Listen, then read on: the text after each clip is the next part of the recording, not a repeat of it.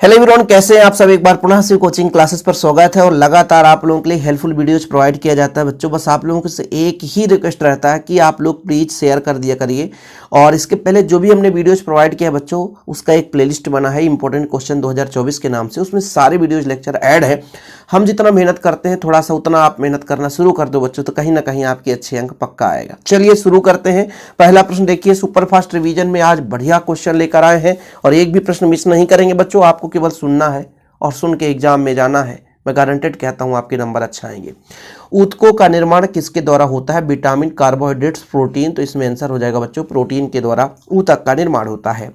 RNA में क्या नहीं पाया जाता बच्चों? एडेनिन, गुआनिन, साइटोसिन, यूरेसिल पाया जाता है, जबकि थायमीन डीएनए में पाया जाता है। इसलिए आरएनए में थायमीन नहीं पाया जाता।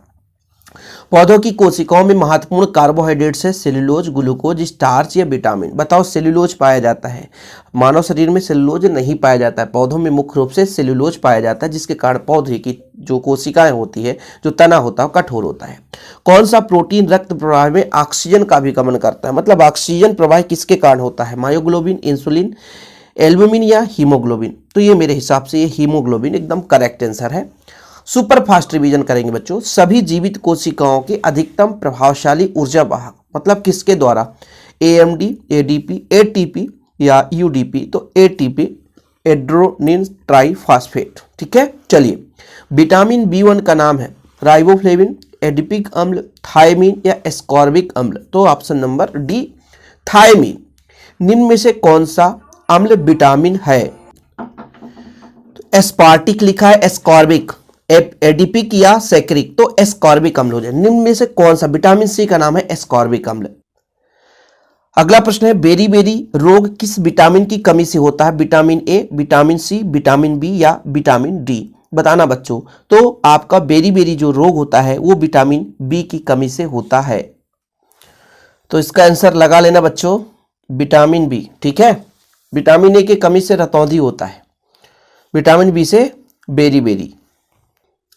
अगला प्रश्न, एंजाइम जो ग्लूकोज को एथेनॉल में रूपांतरित करता है। भाई ग्लूकोज को एथेनॉल में तो जाइमेज एंजाइम है। ठीक है, जाइमेज एंजाइम है। आगे देखिए, मानव शरीर में कार्बोहाइड्रेट्स का संचयन कहां पर होता है? संचयन यानी संचय कहां पे होता है, मतलब किस रूप में होता है? ग्लूकोज के रूप में, ग्लाइकोजन के रूप में, स्टार्च के रूप में, फ्रक्टोज के रूप में? तो इसका आंसर हो जाएगा बच्चों ग्लाइकोजन के रूप में। आगे हीमोग्लोबिन क्या है बच्चों? एंजाइम है, विटामिन है, ये ग्लोब्यूलर प्रोटीन है, कार्बोहाइड्रेट्स है, तो ये ग्लोब्यूलर प्रोटीन है हीमोग्लोबिन। विटामिन बी12 में किस धातु की उपस्थित होती है? विटामिन बी12 में ये आपका पीबी लेड है, आयरन है, जिंक है, कोबाल्ट है, तो इसका कोबाल्ट आंसर हो जाएगा।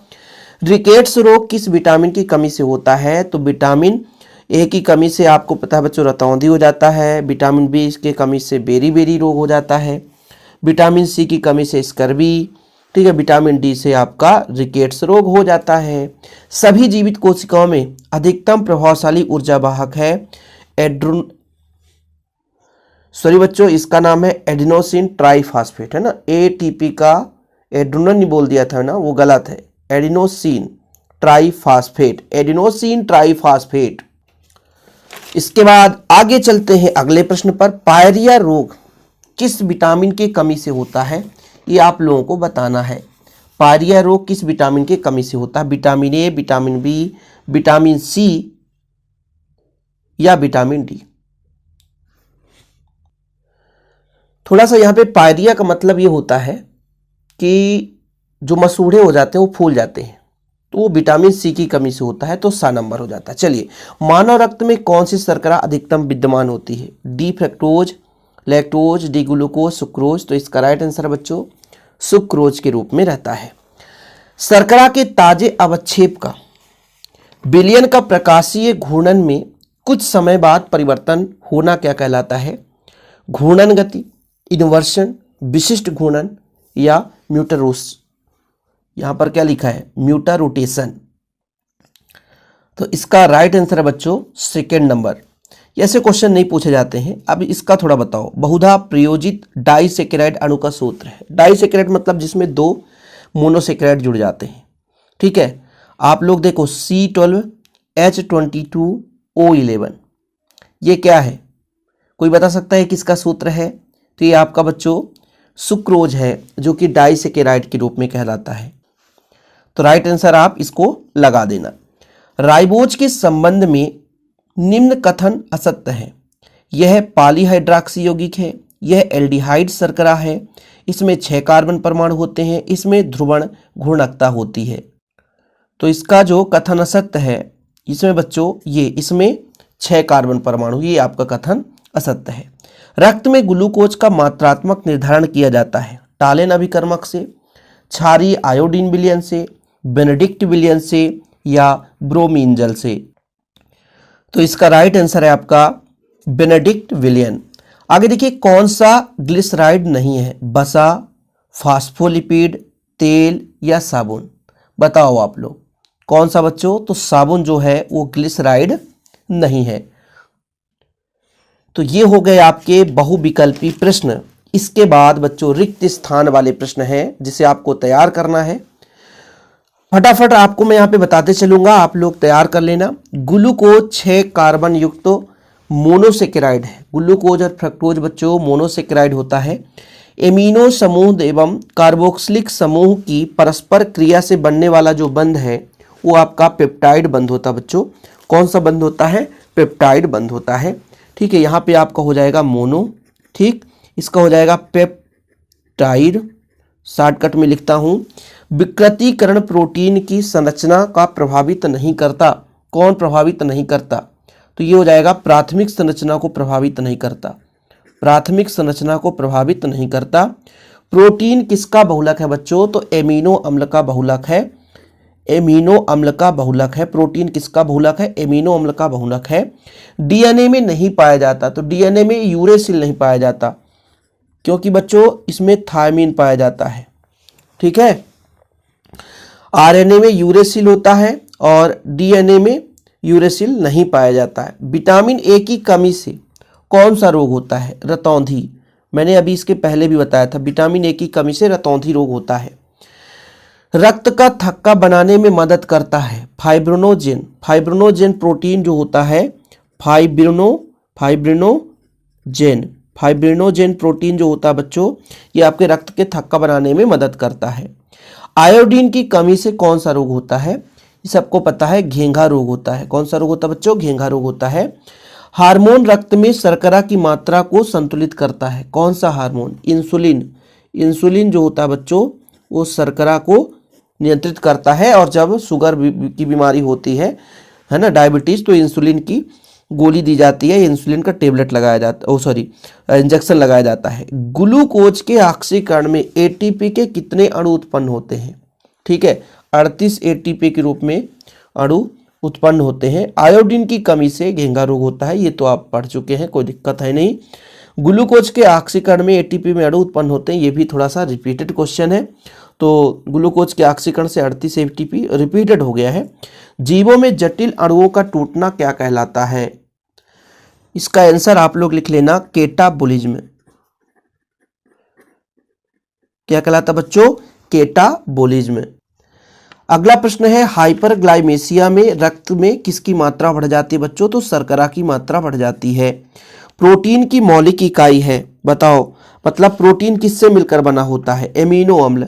तो यहाँ पर एमिनो अम्ल आपका मौलिक इकाई है, मतलब एमिनो अम्ल से बना होता है। हीमोग्लोबिन आयरन का क्या है बच्चों? कैसा यौगिक है?